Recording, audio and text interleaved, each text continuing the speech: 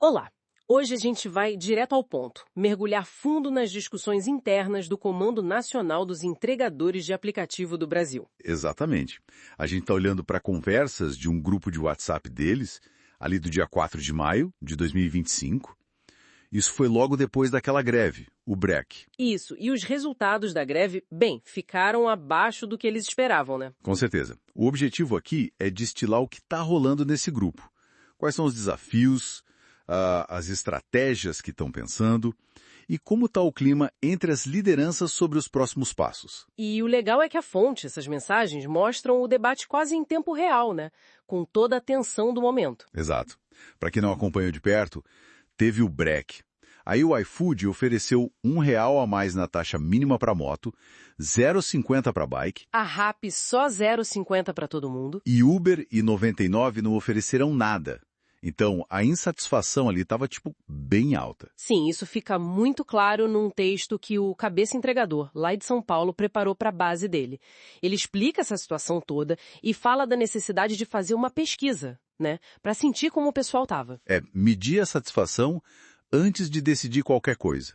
Porque o sentimento é que a luta tem que continuar.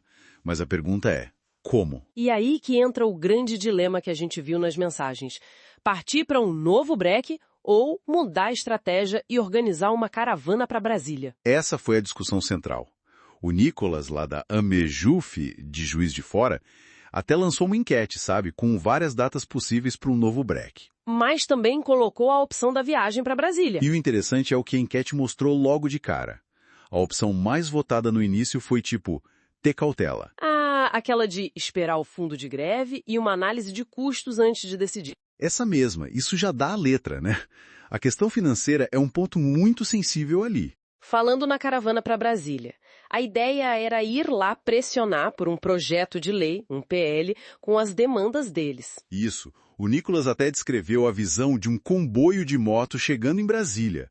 Uma ação para ter impacto visual e político. Uma imagem forte. Mas logo em seguida começaram a discutir os problemas práticos, né? A logística. E não são poucos. O custo, por exemplo. O Paulo, entregador de Minas, estimou uns R$ 550 por moto só para ir e voltar. Pesado. Muito. E tem um tempo fora do trabalho sem ganhar nada.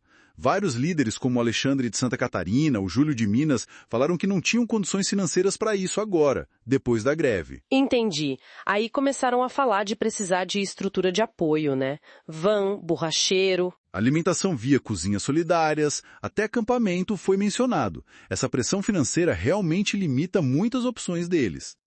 Fica claro. Mas mesmo com essa dificuldade toda, eles não pararam de pensar no tal projeto de lei. O que eles estão querendo colocar nesse PL? Olha, as reivindicações principais vêm direto das pautas do break. Taxa mínima de R$ 10. Certo. Valor por quilômetro rodado de R$ 2,50. Aí tem um debate sobre o limite de distância para quem entrega de bicicleta, se seria 3 quilômetros ou 4 quilômetros.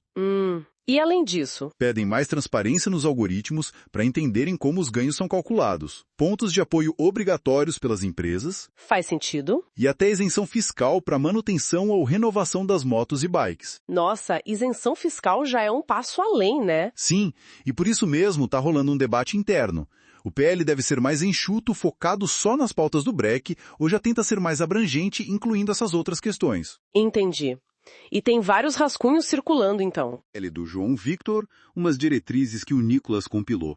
É uma construção coletiva mesmo. E teve uma questão importante sobre autonomia, que surgiu também, né? Lembro de uma referência a um áudio do Alessandro Sorriso. Ah, sim. Ele falou sobre acabar com rankings e punições.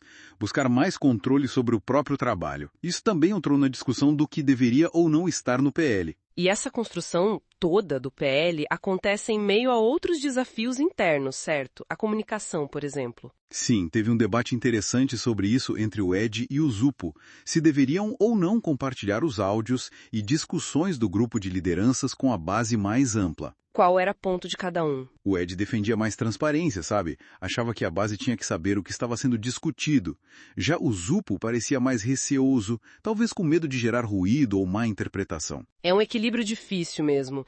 E, de novo, voltamos à questão financeira, que parece ser o pano de fundo de tudo. Sem dúvida, vários líderes como o Arley, o Júlio, o Alexandre, o próprio Nicolas, admitiram ali nas mensagens que estavam financeiramente apertados depois da greve. Isso deve limitar demais a capacidade de organizar outra paralisação grande ou essa viagem longa para Brasília. Com certeza. Por isso a ideia de criar um fundo de greve, uma vaquinha online que o Nicolas se ofereceu para organizar, virou meio que uma condição essencial antes de qualquer ação maior. Faz todo sentido. E aqueles cálculos de custo que apareceram? Teve uma planilha do Marcos, uma análise do Nicolas que indicava que uma taxa mínima justa mesmo, considerando os custos diários, seria perto de R$ 14. R$ 14? Bem em cima até dos R$ 10 que eles estão pedindo oficialmente. Exato. Isso mostra o tamanho do aperto financeiro que eles sentem no dia a dia. Revela um abismo entre o que eles consideram justo e o que as plataformas pagam. E até mesmo em relação à própria pauta oficial. Então, para a gente resumir, temos um grupo de lideranças tentando manter a chama acesa depois de uma greve com resultados parciais. Mas que está esbarrando em dificuldades financeiras sérias, desafios logísticos enormes para ações como a caravana e ainda precisa construir um consenso sobre qual a melhor estratégia para seguir. É um momento crucial. Novo break, focar na caravana para Brasília ou concentrar esforços só na construção e negociação do PL. É uma encruzilhada, né? Vontade de lutar tem. Propostas concretas para o PL estão surgindo, mas a pressão econômica no bolso de cada um é muito forte. A complexidade de organizar nacionalmente também pesa. E as visões sobre o melhor caminho não são unânimes. Fica então a reflexão. Será que essas lideranças vão conseguir superar esses desafios internos, manter a união e a força para pressionar as plataformas e o governo? Ou será que a dificuldade financeira, a logística complicada e as divergências de estratégia podem acabar levando a uma fragmentação desse movimento? É o que vamos ter que observar.